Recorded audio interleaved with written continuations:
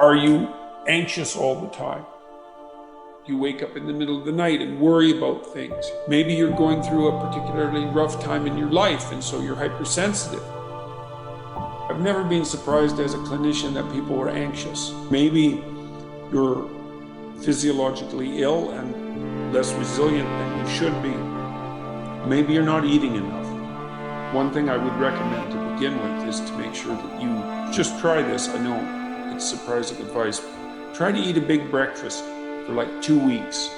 See what happens. See if that drives the worry down. Now then, the next thing I would ask, when does it happen? Like, are these dreams? Are these thoughts before you go to bed?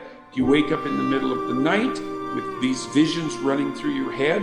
One of the things you can do that's counterproductive is take one of those fantasies that's torturing you and that you're suppressing, because you will be suppressing it, and let it play itself out. You see, what's happening is that the parts of your mind, the parts of your brain, the parts of your psyche that are alarm systems, so that's the anxiety systems, they're trying to think something through. And they're using fantasy to think it through.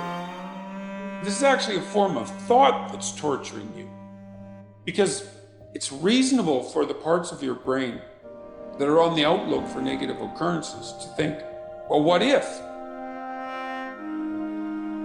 That's what thinking is. And sometimes you think positively, what if? And sometimes you think negatively. And, well, you're, in all likelihood, doing everything you can to escape from these thoughts when they make themselves manifest. But all that does is make the systems that are producing those thoughts even more likely to produce them, because now they think, the alarm system thinks, oh, well, here's a danger, and I'm trying to present the active agent, the person who I inhabit, with evidence of this potential threat, as a good alarm system should.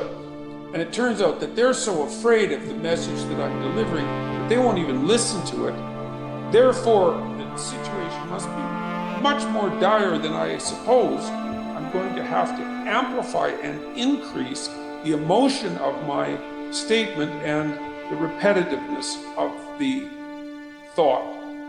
And so that's just not helpful at all. Because what you've done is you've taken a worry and you've now recategorized it as a worry that's so terrible that you won't even think about it. And so now the alarm systems think that you're being chased by he who can't be named. That's a good way of thinking about it, and a good allusion to something popular in culture. And so they're just going to be screaming nonstop. So what do you have to do? There's a couple of things you can do. You could start by bringing to mind those fantasies. Sit down somewhere, take some deep breaths, try to calm yourself down a little bit, and let those thoughts come forward. You know what they are. And then watch them like you're watching a movie. Even if it's a horror movie, watch them.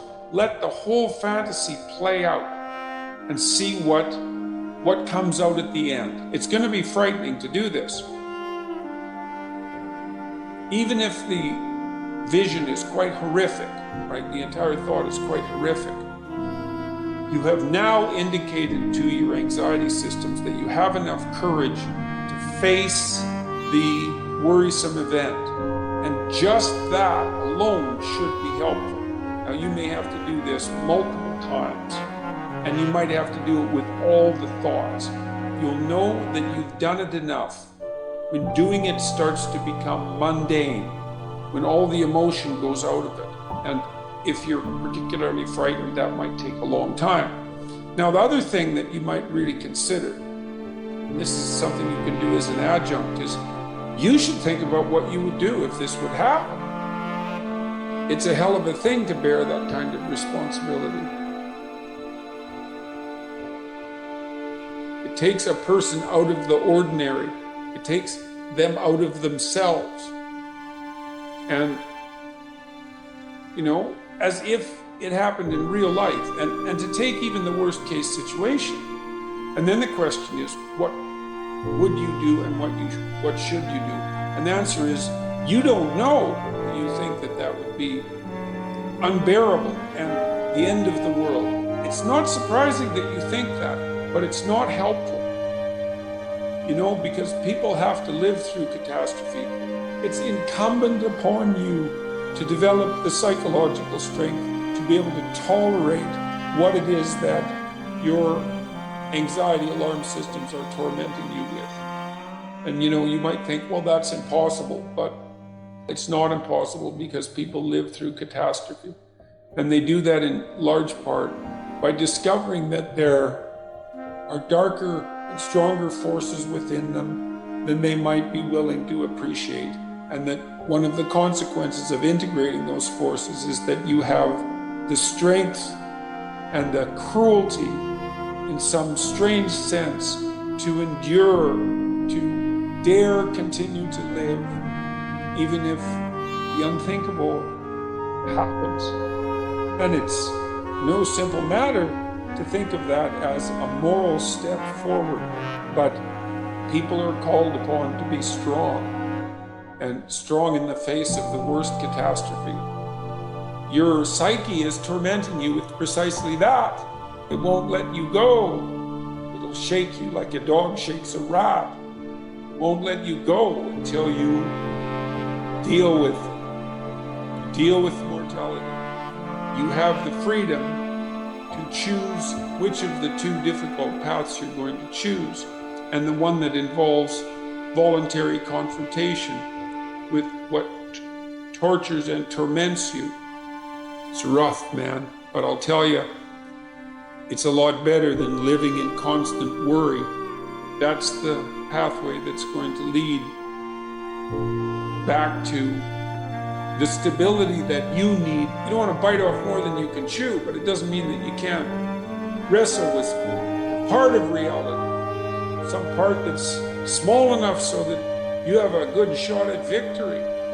And then you attain victory over some small part of the chaos. And you find within you what would allow you to withstand that, damaged or not, to withstand that. You do that by letting yourself go where your thoughts take you, even though you don't want to.